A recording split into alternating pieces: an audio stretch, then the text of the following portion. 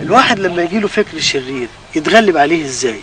اجهد نفسك في قراية الكتب المقدسة وهي تخلصك من الأفكار الدنسة، زي السيد المسيح له المجد لما بيقول: أنتم الآن أنقياء بسبب الكلام الذي كلمتكم به.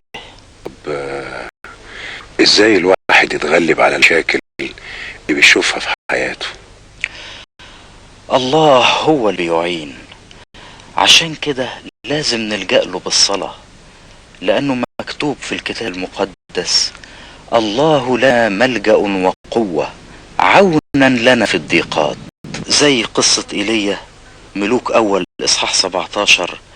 عايزين نشوف إزاي إيليا رغم إنه هو إنسان تحت الآلام زينا استطاع بقوة الصلاة إنه يقيم ابن أرملة صرف صيدون.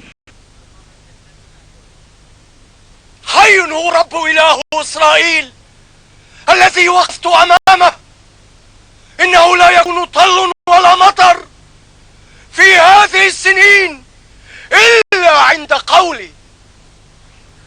قم اذهب إلى الصرفة التي لصيدون وأقم هناك، هو قد أمرت هناك امرأة أرملة أن تعود لك.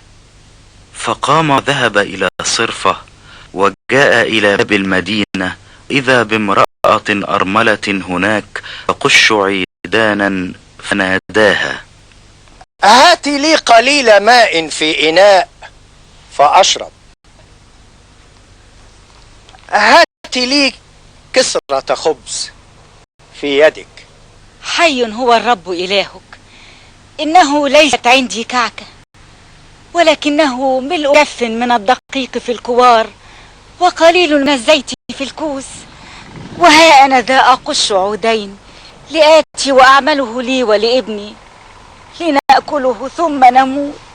لا تخافي، ادخلي واعملي كقولك، ولكن اعملي لي منها كعكة صغيرة أولا واخرجي بها إلي، ثم اعملي لك ولابنك أخيرا، لأنه هكذا قال الرب إله إسرائيل: إن كوار الدقيق لا يفرغ، وكوز الزيت لا ينقص إلى اليوم الذي فيه يعطي الرب مطرا على وجه الأرض.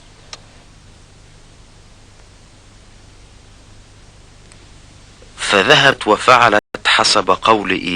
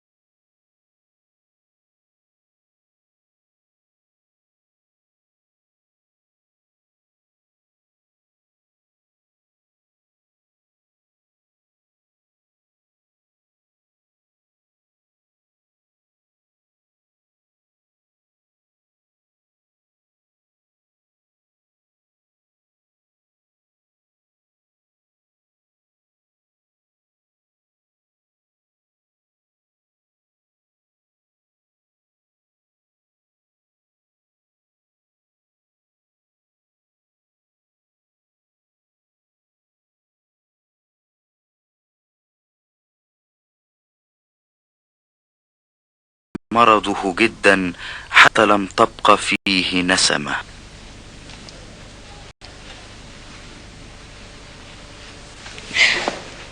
ما لي ولك يا رجل الله؟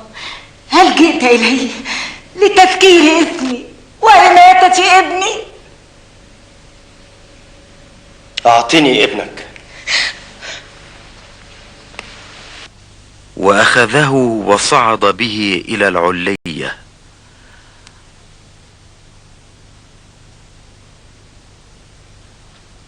أيها الرب إلهي،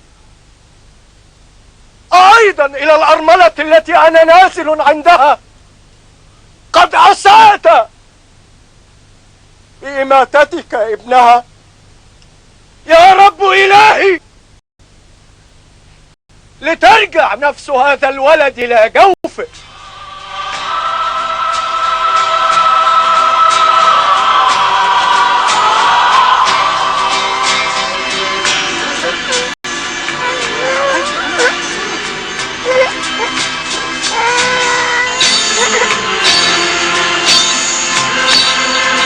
فأخذ إيليا الولد ونزل به من العلية إلى البيت ودفعه لأمه. انظري، ابنك حي. هذا الوقت علمت أنك رجل الله، وإن كلام الرب في فمك حق.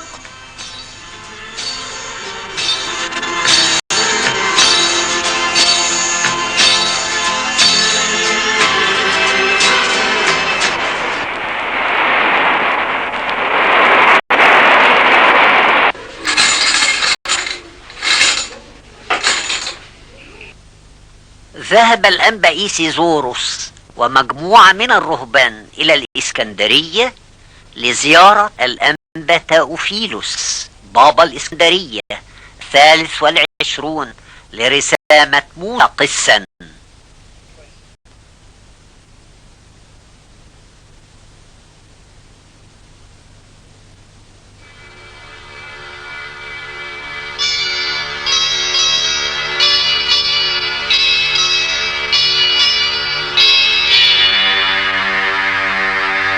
اخرج اسود اللون.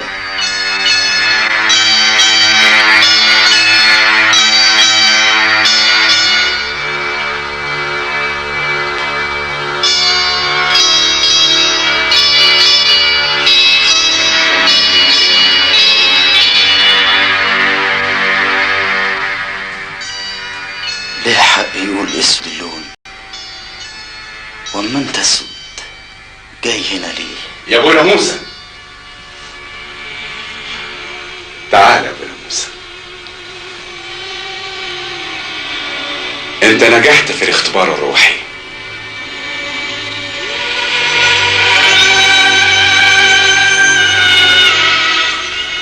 من دلوقتي بقيت كلك ابيض يا ابونا موسى. يا ريت ده يكون من جوه زي ما هو من بره. ومن النهارده بقيت اب ل 500 راهب.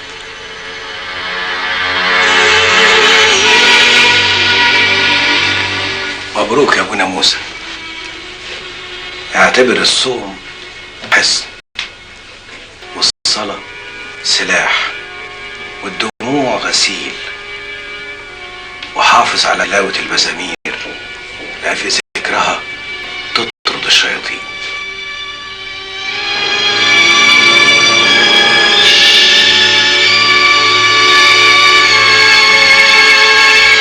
يا ربي وإلهي، أنت أحببتني وخلقتني ودعوتني قبل أن أعرفك. أحبك من كل قلبي، معك لا أريد شيئا على الأرض. عود يا ربي كل من وضعتهم في طريقي،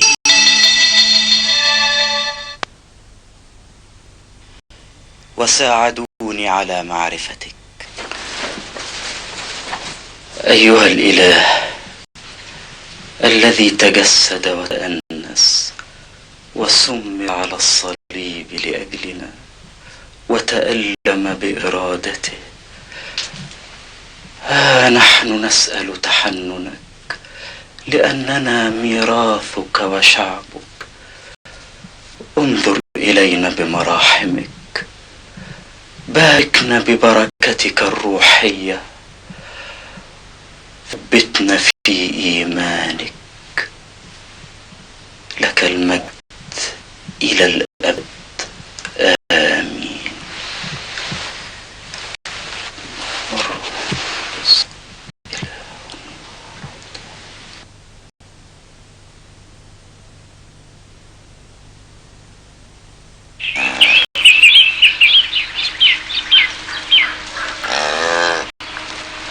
السلام عليكم. السلام والنعمة. خير إن شاء الله. بجارتي كرهت ولدها وما عادتش مخليه يرضع منها، علشان كده جرب يموت. ما تخافش، بقوة السيد المسيح هترجع تحب ابنها وتخليه يرضع منها. انا عايز البقرة تحن على ابنها. شوف القدرة اللي هناك دي يا حبيبي فيها مية، روح هاتها وتعالى. حاضر. اتفضل.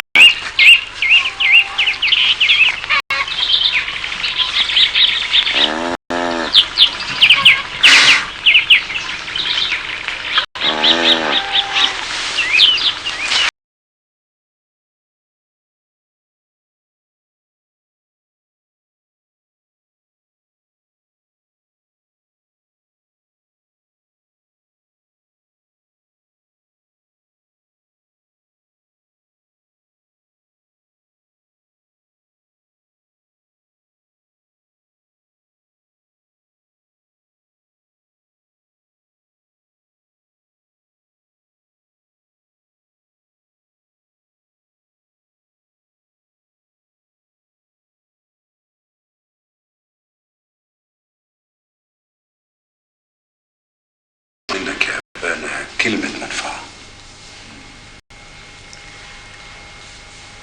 من اعتقد في نفسه أنه بلا عيب فقد حوى في ذاته سائر العيوب. بمعنى الإنسان اللي يفتكر نفسه إنه من غير عيب يبقى هو كله مليان عيوب.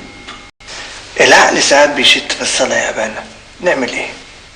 4 يحتاجها العقل كل ساعة: الصلاة الدائمة بسجود قلبي، محاربة الأفكار، أن تعتبر ذاتك خاطئا، أن لا تدين أحد. أغابي يا أبونا. أغابي يا ابني. عرفت يا أبونا إن الحاكم أبو داكس سمع بضايلك، عشان كده جاي الرية عشان يشوفك.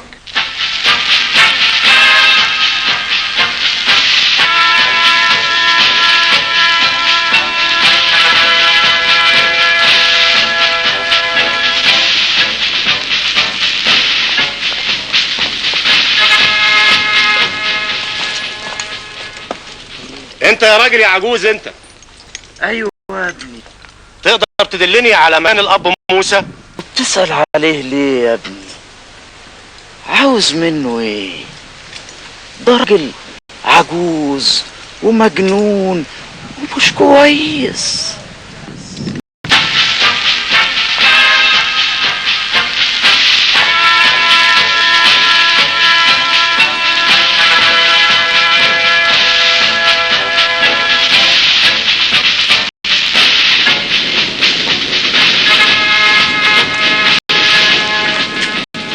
استنوني شوية هشوف حاجة تقدر وارجع. السلام. السلام والنعمة. اتفضل، اهلا بيك. انا سمعت كتير عن الاب موسى، جيت مخصوص عشان اشوفه، وعلى مسافة من المكان ده في الصحراء قابلت راجل عجوز. سألته قلت له تقدر تقول لي فين مكان الاب موسى؟ قال لي بتسأل عنه ليه؟ عاوز منه ايه؟ ده راجل عجوز ومجنون ومش كويس. مين الراجل العجوز ده اتجرأ يقول كده على الاب موسى اللي كل واحد في برية شهيد بيحترمه؟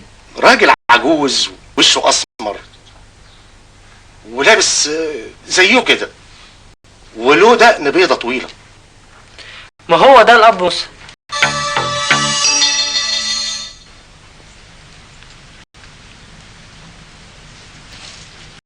أغابي يا أبانا.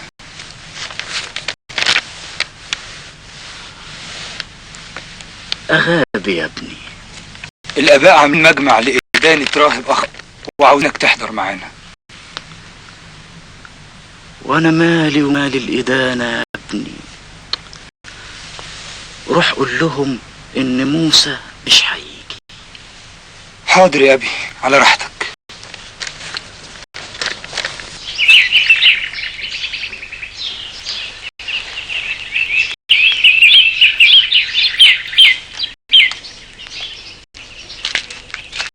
أغابي يا أبائي. غبي. الاب موسى ما وافقش ومش هيجي. انا ليا معزة خاصة عنده، اروح له يمكن يرضى يجي معايا. اتفضل.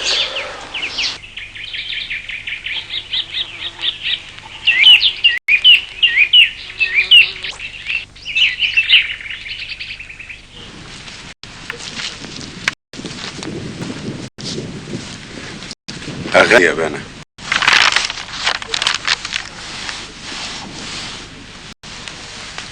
أغابي.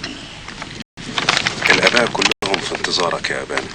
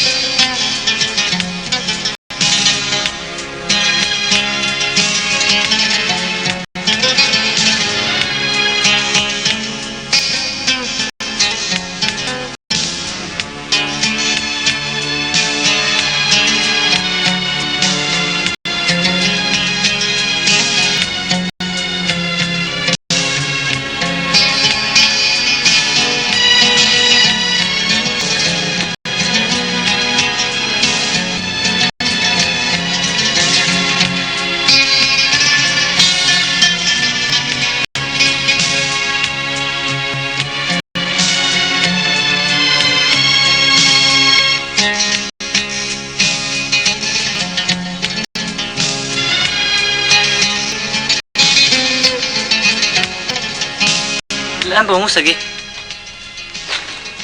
ايه اللي شايله على ظهرك ده؟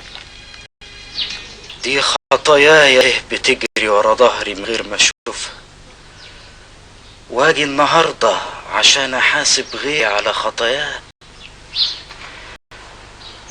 لو كل واحد يفتكر دايما خطاياه عمره ما كان يفكر في خطايا غيره.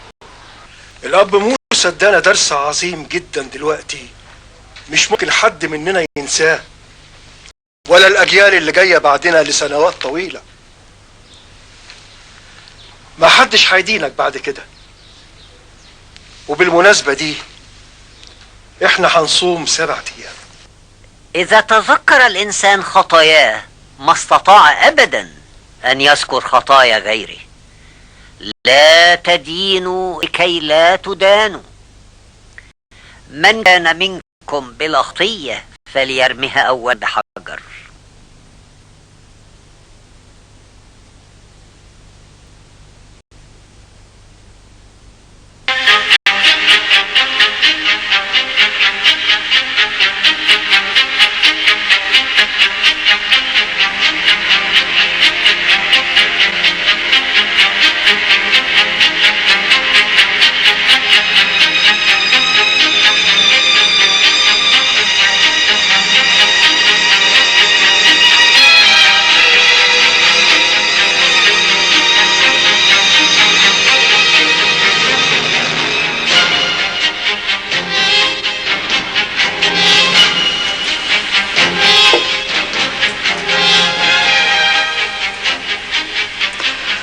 كل يا موسى كل، مش نفسك في السمك المشوي؟ يا رب سامحني على شهواتي الجسدية، اجعل فكري لا يعرف سواك، لا يشتهي غيرك، واجعل حواسي كلها تتجه إليك. أغابي يا أبانا. أغابي يا ابني. اتفضلوا. سلام يا أبانا. سلام.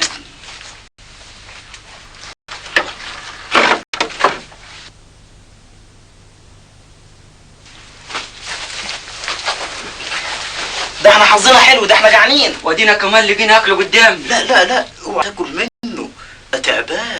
ليه بتعمل كده يا ابونا؟ سامحوني، ناس اشتهت تاكل سمك مشوي عملت كده عشان اكسر شهوتها الردية. سيبكم من التعبان ده، انا هطبخكم عدس حالا دلوقتي.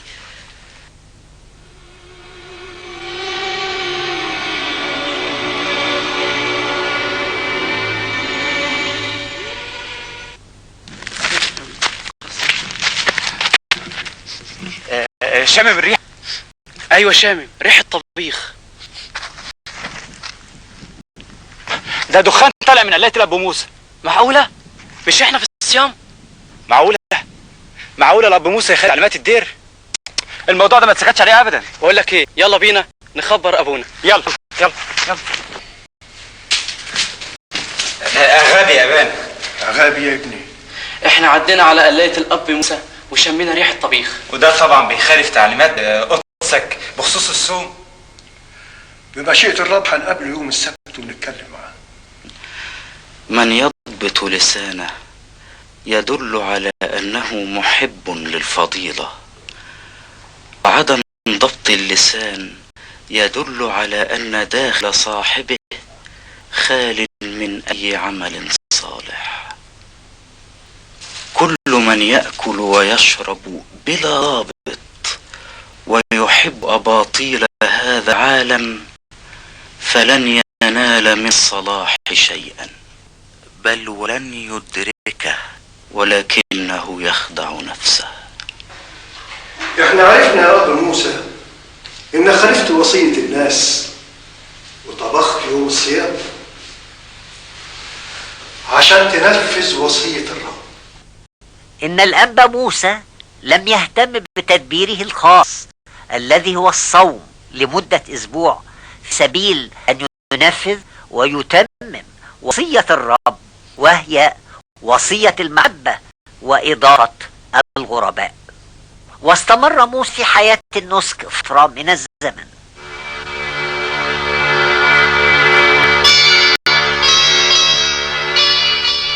عطشت نفسي إليك يا إلهي الحي، متى أجيء وأترى قدامك؟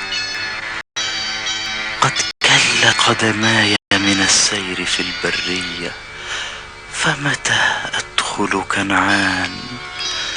قد تعبت نفسي وهي تتردد كحمامة نوح، فمتى أدخل الفلك؟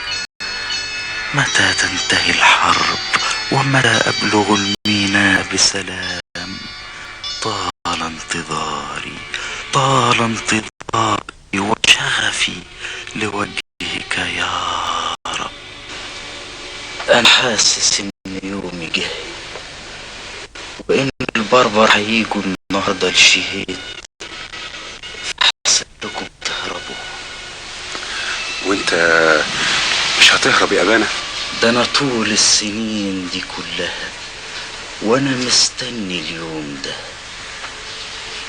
عشان يتحقق فيا قول السيد المسيح: وإن كان أحد يقتل بالسيف فينبغي أن يقتل بالسيف. وكمان تتحقق نبوءة الأنبا مقار يوم لما زرته مع بعض الآباء وقال لنا: واحد منكم دمه هيسيح في البرية دي. فقلت له وقتها: الظاهر أنا اللي هينطبق عليه الكلام ده. وصللنا وباركنا ورجعنا تاني لقلايتنا. واحنا كمان مش هنهرب، هنموت معاك. سامعين صوت رجلين الحصنة اهم البربر جم زي ما قلت لكم.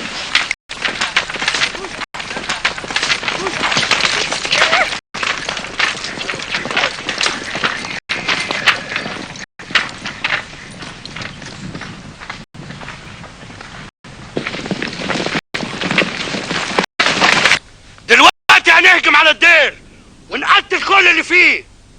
يلا.